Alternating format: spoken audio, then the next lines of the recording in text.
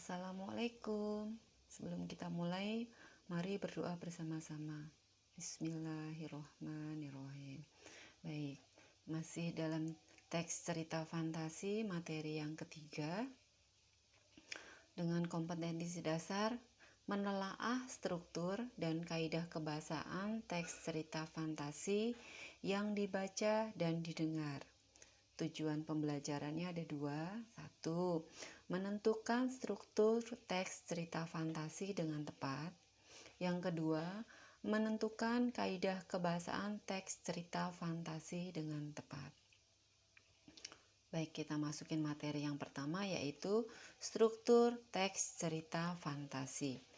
Ada tiga. Yang pertama yaitu orientasi. Orientasi adalah awal dari sebuah cerita yang biasanya berisi pengenalan latar dan tokoh. Pembaca dapat menemukan orang yang menjadi tokoh dalam teks, serta waktu terjadinya suatu cerita di dalam teks.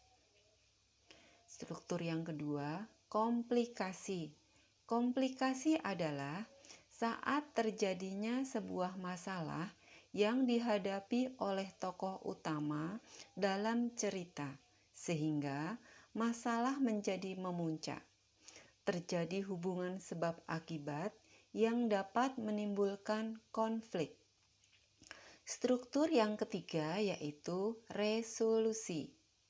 Resolusi adalah penyelesaian masalah yang dihadapi tokoh, di mana menjadi penentu yang mengarah pada akhir cerita. Demikian struktur teks cerita fantasi ada tiga: orientasi, komplikasi, dan resolusi. Materi yang kedua yaitu kaidah kebahasaan teks cerita fantasi. Ada 6 kaidah kebahasaannya. Yang pertama, kata ganti dan nama orang sebagai sudut pandang penceritaan. Contohnya, setelah buku terbuka, aku terseret ke masa lampau. Kata ganti aku, berarti sudut pandang orang pertama yang bercerita. Yang kedua, kata yang erat dengan panca indera. Contohnya, dengan hidungnya yang menjulang, ia mengendus sekeliling. Hidungnya menjulang, mengendus, itu adalah berkaitan erat dengan panca indera. Yang ketiga, kata kias dan kata khusus. Contohnya, 2 tahun. Contohnya, alien itu berhidung mancung menjulang dan mengendus sekeliling. Nah, alien itu khusus ya. Kias, mancung menjulang. Mancung menjulang. Jadi mancung itu kan agak tinggi ya. Nah, terus menjulang, berarti itu adalah sebuah kiasan.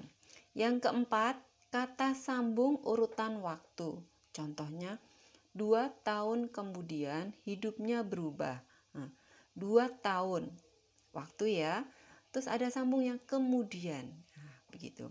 Yang kelima, kata ungkapan keterkejutan. Contohnya, tiba-tiba alien datang di hadapannya. Nah, tiba-tiba itu adalah kata ungkapan keterkejutan. Yang keenam, kalimat langsung atau dialog. Contohnya, raksasa itu mengejar kita, teriak Fona Kalangkabut. Kalimat langsung atau dialog dalam sebuah teks bisa kalian tandai dengan tanda petik 2. Teriak, kata, bertanya, demikian. Baik, demikian dua materi struktur dan kaidah kebahasaan. Struktur ada 3, yaitu orientasi, komplikasi, dan resolusi. Kaidah kebahasaannya ada 6, yaitu kata ganti, kata erat panca indera, kata kias, kata sambung, kata ungkapan keterkejutan, dan kalimat langsung. Baik, kita masuk yang terakhir, yaitu latihan.